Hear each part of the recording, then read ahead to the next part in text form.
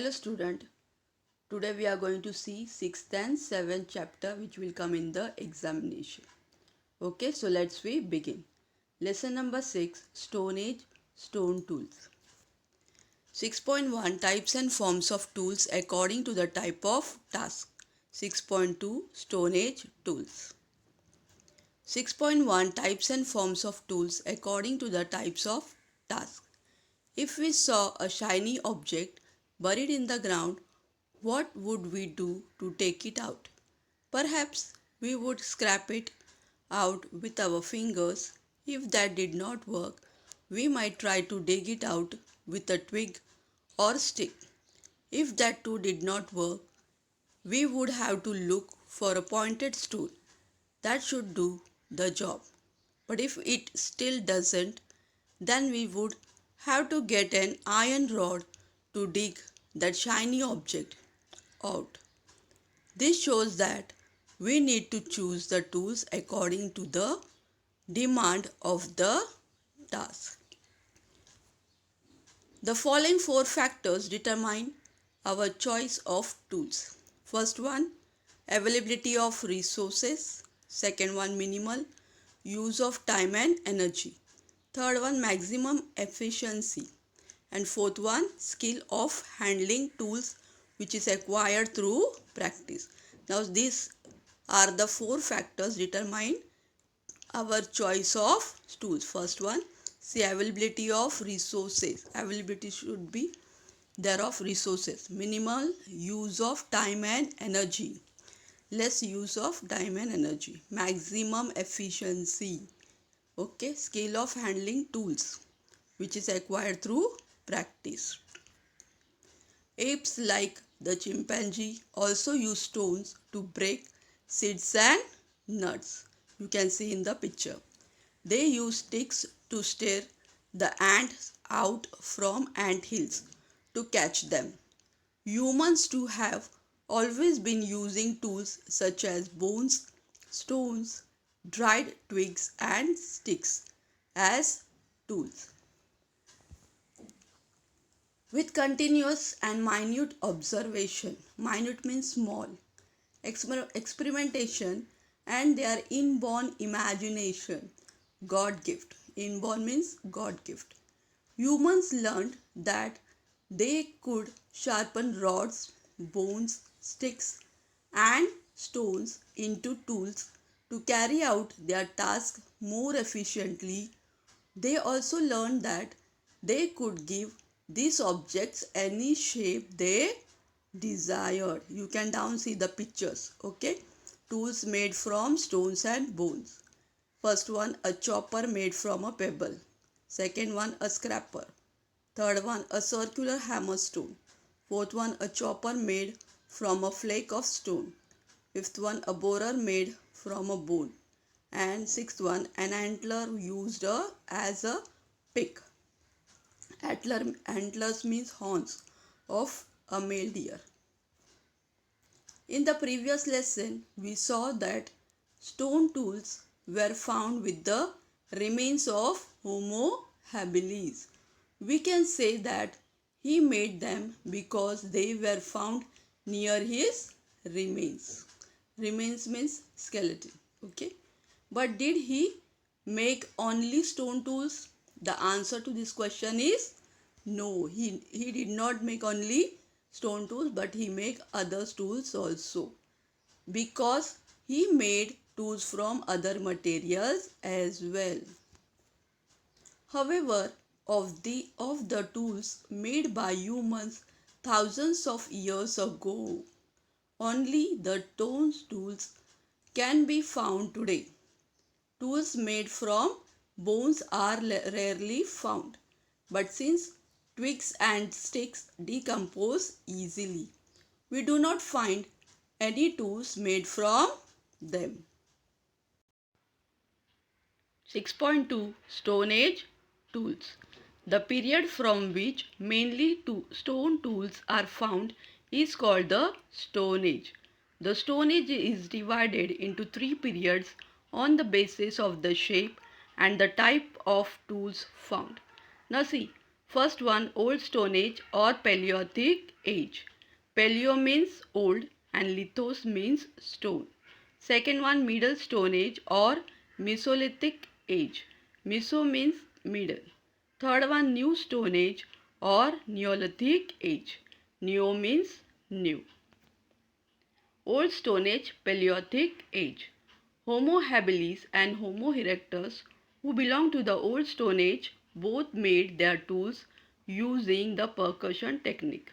This technique involves beating or striking one large pebbles against another to obtain stone flakes.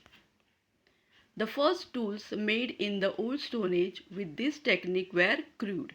Only one side of those tools had a sharp edges. Such tools are known as choppers. They could only be used for breaking nuts or bones. The tools made by Homo habilis were of this kind. They indicate that Homo habilis had not yet learned to hunt. Flakes of stone would be produced while shaping his tools. He used the flakes for scraping meat from hide, for chopping meat and other foodstuff, for sharpening wooden sticks, etc. Tools like the hand axe and cleaver made by Homo erectus are more proportionate and symmetrical than the choppers made by Homo habilis. A proportionate and symmetrical tool has to be mentally visualized first. Only then it is possible to make it. Homo erectus could mentally visualize his tools even before he actually shaped them. To obtain stone flakes, he used things like antlers as hammers.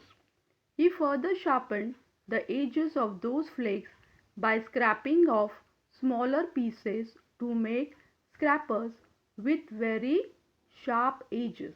It means that Homo erectus was using different tools for different tasks according to the demand of the task. You can see in the picture down. Okay. With his improved tools, Homo erectus could have a greater variety of food because he could now hunt a variety of big and small animals. These included mainly the deer, bison, rabbit, etc. The Neanderthal man made further progress in tool making techniques. He began to make smaller tools. Homo sapiens brought about a revolution in the technique of making tools. He devised a technique of obtaining long and narrow blades of stone. He made various implements like the knife, scraper, borer, chisel, etc. From these long blades, he also began to use ivory and rare stones of the squarch variety for making tools and other articles. Homo sapiens had made significant progress in gaining knowledge of his environment and in the techniques of making tools and obtaining food. This enabled him to stay in one place for a longer period of time. Groups of Homo sapiens had begun to build huts and live in them. They had also started celebrating social festivals. Many artistic objects and cave paintings created by Homo sapiens were possibly meant for these festivals. Homo sapiens had started using ornaments to adorn themselves.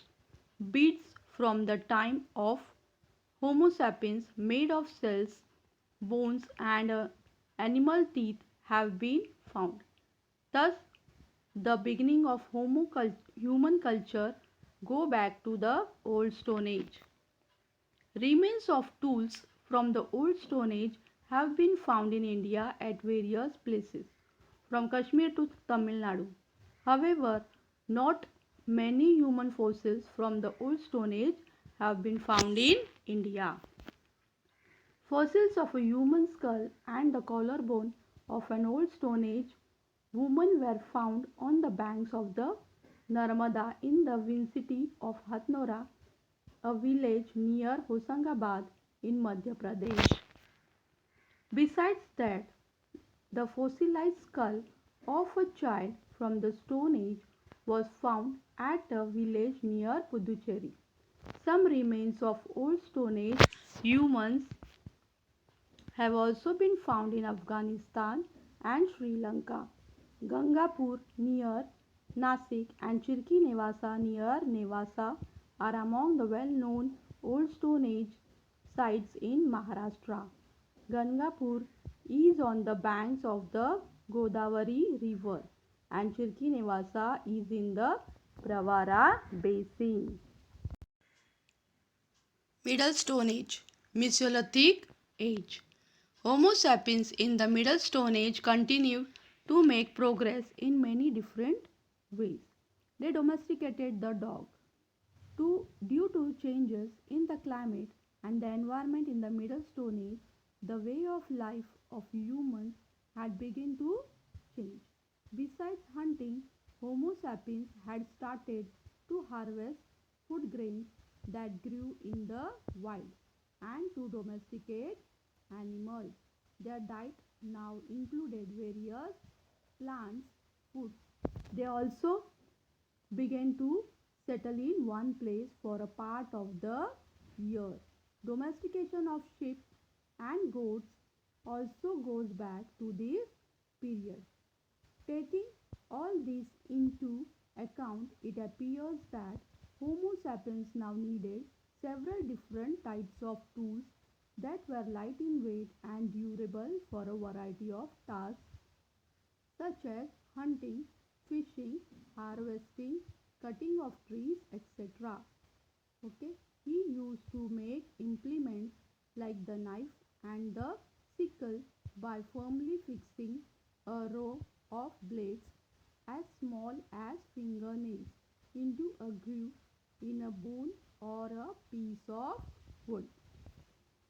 Many sites of the Middle Stone Age have been found in India, among them Bagor in Rajasthan, Bhimbetka in Madhya Pradesh, Langnath in Gujarat and Patne in Jalgaon district in Maharashtra are the well-known ones. New Stone Age, Neolithic Age. In this period, stone tools that were polished to give a smooth, shiny finish were made for the first time. And this was a new type of tool making technique. This period was named the New Stone Age. By the time of the New Stone Age, agriculture and domestication of animals or animal husbandry had become a routine way of life. Hunting was no more the major means of obtaining food. It became secondary to agriculture and animal husbandry.